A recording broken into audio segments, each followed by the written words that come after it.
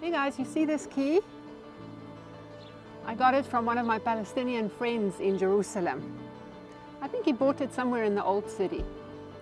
Let's just call him Hamoudi. He is an incredible man. I have so much respect for him because he's a really, really hard worker. He rises at 3 in the morning and then he comes through the checkpoint and around 4, and by 6 o'clock he's moved mountains already. He has to get a special permit to get into Israel proper every 90 days. And he tells me that his family owned a house in the old city, and it's a pity because his grandfather forfeited the opportunity for Israeli citizenship for all of them because his grandfather insisted to move to another location. Hamoudi realized at some point that his attitude of bitterness towards the Israelis, the government, the army, made him a really unpleasant person. And he made a 180-degree switch.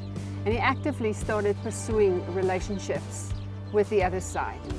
But anyway, one of the things that fascinate me about this friend is the amount of keys that he carries. And the reason is very simple. He cleans people's houses, and then when they go abroad, he takes care of the plants and the cats and so on, and he's just proven himself trustworthy. But this big key particularly makes me think of King Herod and King Jesus, and I'll tell you why. Did you know that the location where Herod was buried and where Jesus was born is very close to one another? The Herodium sits like a volcano, like an artificial mountain on the skyline of Bethlehem.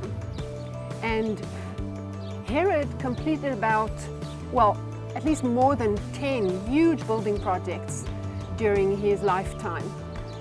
Probably the most well-known is Caesarea and Masada, but also he did a lot in Jerusalem. The most familiar to you would be the temple, the Second Temple period. He also built 3 temples to Caesar. He built multiple palaces for himself, and that's why I think he had a whole bunch of keys in his back pocket, right? Here at the Herodium, he had a lake, like a swimming pool, in which there was a little boat that he sailed with. He made mosaics and frescoes, and he carved the mountains of Jerusalem, giving a signet onto the stones that marked it as from his period in history.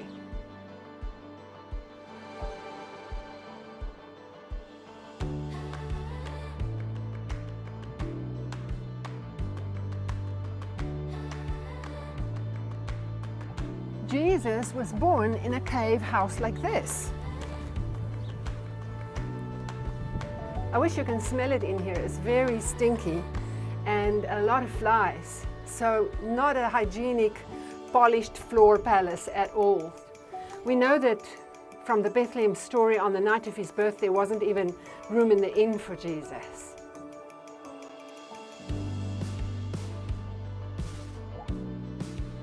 We read in Revelation 3 verse 7 that Jesus has the key of David, and what he opens, no one can shut, and what he shuts, no one can open.